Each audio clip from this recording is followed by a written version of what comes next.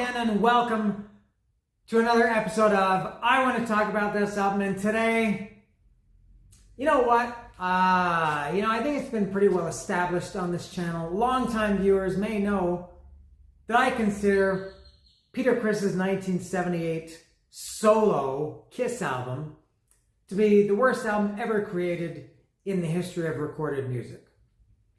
Well, now, 45 years later, a new contender has emerged, and that is again a Peter Criss album. This time it is a real Peter Criss album. There's no Kiss involvement. There's no Kiss on the logo. It's just Peter Criss. And here it is here, and it's called Out of Control. Out of Control. Now, depending on how you look at this, I have either a long relationship with this album or a zero relationship with this album. But before I get to that, the reason I have this and the reason I'm going to talk about it today is my friend Miguel. You may know Miguel as maybe one of the most generous people who's donated many albums, all of which I've talked about on this channel. He gave me 2 batches of albums, and I went through all of them. And I think it was maybe in November. We were texting, and he was out at a record store or something. And he texted me, and there's my cat making an appearance. And he texted me a picture of this Peter Criss Out of Control album.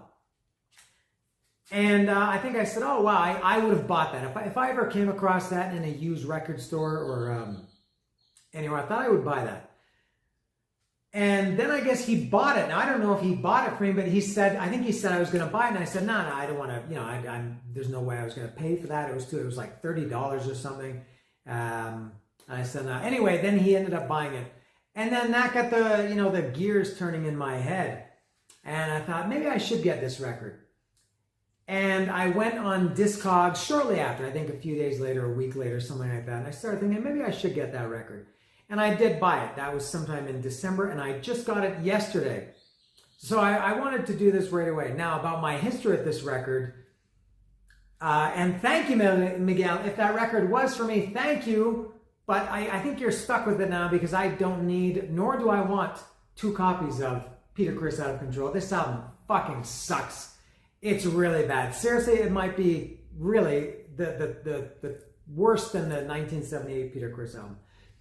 So this record came out in 1980. It's also been well established. I've been a Kiss fan since 1976. And when this record came out in 1980, I didn't want to buy it. I knew when Peter Criss's 1978 Kiss/solo album came out, I was 8 years old. I don't know if I had it at the time when I was 8 years old. Maybe I was 9 years old, but I was young. And I wasn't a smart kid. And I think I'm not a smart adult. But I was smart enough to know that album sucks. I knew it then, I knew it now. That album sucks and continues to suck. So I guess when this came out, I just had no interest. I was still a massive Kiss fan in 1980, and I loved Dynasty the year before, and I loved Unmasked, which came out this year, the same year, 1980. But I just didn't want to get this record. But I was very, very aware of it. This is a record that's similar to, I think I've told the story, I didn't get Alive 2 until, I think it was around 1985.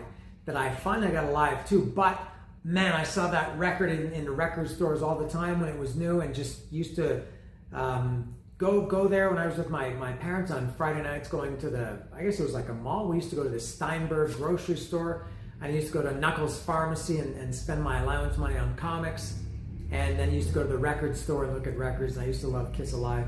Well, I kind of did the same thing with this, with Peter Criss Out of Control. There was a record store, I have no idea what it was called, but when I was living in Toronto, this was at the corner of Markham and Lawrence. It was at the northeast corner of Markham and Lawrence. There was like a kind of not a mall, but like a plaza there. There was I think in later years, there was a department store, and in later years it became a Toys R Us. And there was a store in that plaza, a record store, and I remember I used to see Out of Control. I also saw, was it Undercover of the Night by the Rolling Stones or Emotional Rescue? I can't remember. But I used to go in there and see Out of Control, and used to pick it up and look at it again and thinking, I should buy this, but I didn't. I was 10 years old. And again, like I said, maybe I thought that I knew it sucked. maybe didn't want to spend my money on a Peter Criss record, wanted to spend it on something else. But I have to say, if I can say one good thing about this record, and maybe it is a nostalgia thing, I do love this cover. I think it's an awesome cover. It is, for me, a little bit reminiscent of, actually quite reminiscent of Unmasked. And I do, I would say, love to maybe like Unmasked. And in more last couple of years, I realized I don't like it as much as I thought I did for all these decades. But I did love and still do love that Unmasked album cover is for me one of the great Kiss album covers. And this reminds me of it, just in the fact that it's cartoonish, and it's very colorful. It's got very bright, vibrant colors, and it's cool. It's got these the records coming out of the jukebox, and everybody is running because presumably they're Peter Criss records, and everybody wants to escape from Peter Criss records. So I think this is the reaction when Peter Criss records were unleashed upon the public. But I thought it was a great album cover, and I only realized recently that this guy, I think that's a young and cartoonized Antonio Banderas there, don't you think? And even the font of the song titles on the back. And one more reason to not like this album is that the songs are out of order. This is not the correct running order, which I realized as I was taking my notes, and I had to make some changes because I wasn't paying too much attention. But yeah, even the font of the song titles is similar to the font of Love Gun, and it just has Kiss on it. And I have to say one more thing, and it's very, very stupid, but it is true. When I saw this record on Discogs in early December, whenever it was, and I saw the actual record, the label, and it is the great, great, great Casablanca logo or label. And I know that's a stupid reason, but man, this visually, there's not too many things that bring me back to my, not just my youth, but my childhood of seeing that Casablanca logo on a record. So I can't say it was a factor, but that was a big deal for me when I saw this in December, to think, wow, this is like a mini Kiss album. I love that Casablanca logo. So anyway, yeah, this album sucks. It sucks so bad. It's horrible. It really is. I mean, I don't know what the difference is between this and his Kiss solo album in 1978, just 2 years prior. I guess if this had come out in place, this is impossible, obviously, but if this had come out instead of his solo album, maybe I would have liked this more. Probably not. Or if his solo album, if those songs had been on this record, I think I probably would have said the same thing. But there's just nothing, really. I'm not kidding. Not one, aside from the record cover, about the music, there's not one single thing positive that I have to say about this record. Nothing.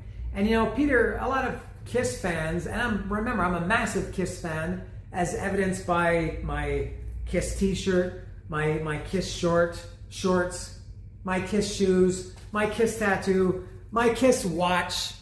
All right, so I am, make no mistake, I'm a big Kiss fan, to the point that women are appalled, they're repelled by me. They see a grown man, 55 years old, as if Kiss vomited on him, and they turn their noses up at me. I'm a big Kiss fan, but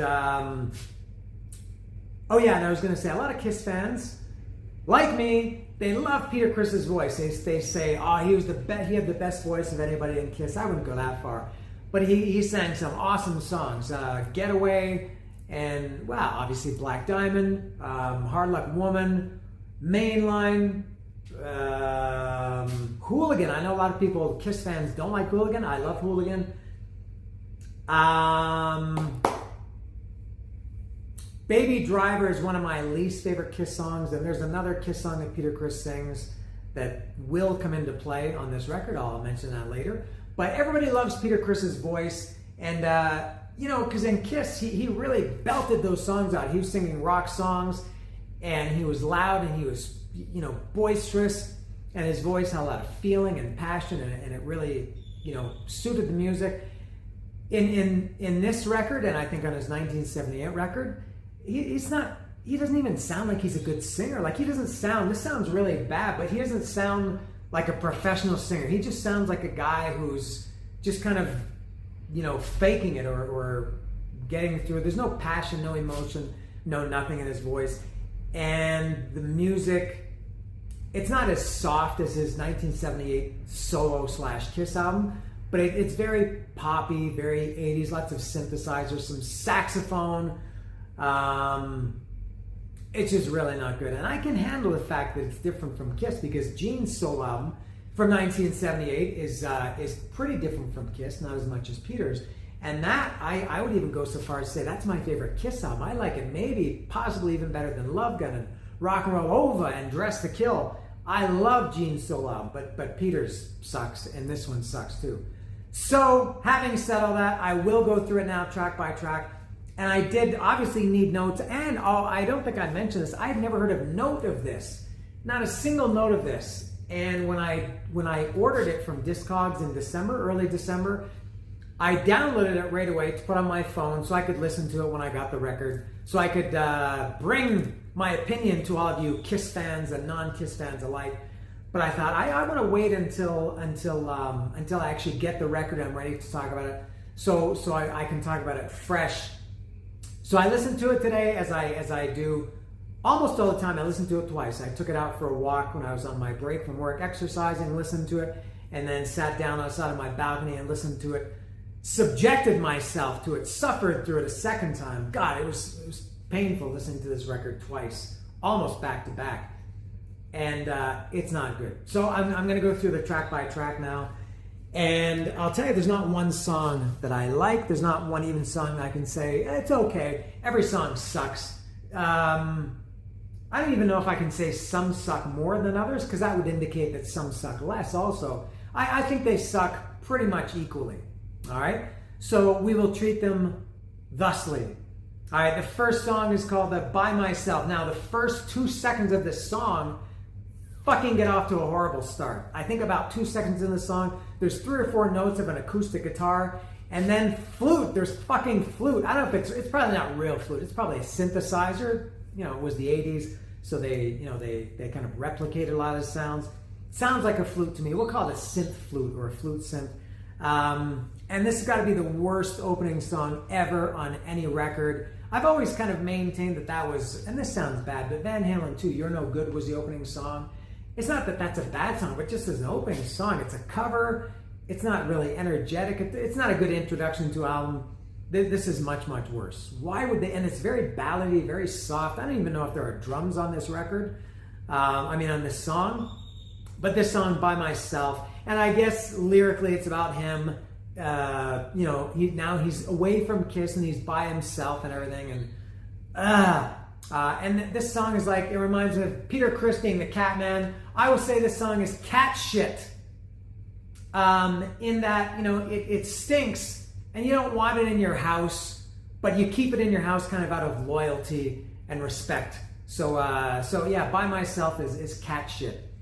Next, number 2 is In Trouble Again, which, now this is one, I don't know why this wasn't the opening song, because this is, I guess, as close as you can get as to a rock song as you can get. But this song proves that his rock songs are equally as shitty as his ballads, as By Myself was. Song sucks. Next, number 3 is Where Will They Run? I think this song was titled as such because people, when they heard this song, they were thinking, where will I run to escape this shitty song and this shit album? Song is worthless. Where will they run? Number 4 is called I Found Love. This is like a New York shit. Imagine if a whole city could shit, and that's what this is. It's like a big pile of New York shit. It's got that flat New York monotone voice. This is where Peter Criss's, as I said, maybe lack of vocal ability that sounded so great in Kiss. It just sounds like this one, like he's not even trying. His voice, to me on this record, like I said, he doesn't even sound like a good singer. But yeah, I Found Love, New York shit. Number 5 is called There's Nothing Better. Everything is better than this piece of shit song. So Peter Criss is a liar. In addition to making a really bad record, he is also a liar because everything is better than this song. And I mentioned earlier, I referenced the song that's another Peter Criss song. On Dynasty, there's a song called Dirty Livin', which I think I've said, the worst Kiss song from the original lineup.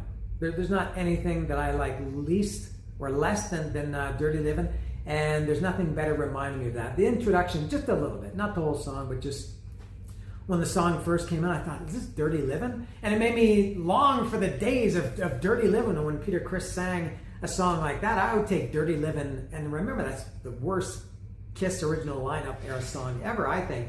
And I would have loved to have heard Dirty Livin' instead of There's Nothing Better. Next, this would be side 2, the title track, Out of Control. This one I'm going to call Reed Rothschild and Dirk Diggler shit. You know, if you know Boogie Nights, which is one of probably my top 10 favorite movies ever, there's a scene where Reed Rothschild, is it Rothschild or Rothschild? I think it's Rothschild.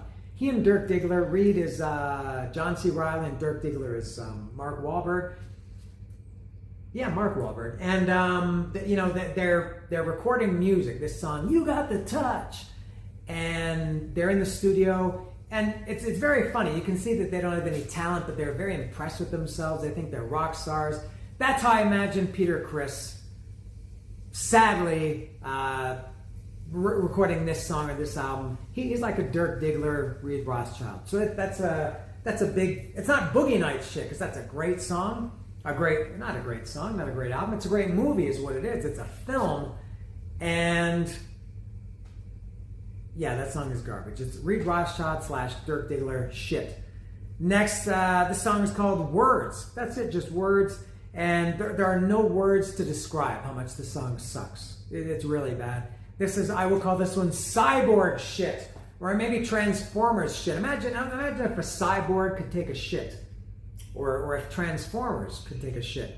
And it would just be so light. It wouldn't even stink. It would just be lifeless. There would be no soul to it, nothing to it, just very, very, just shit there on the floor.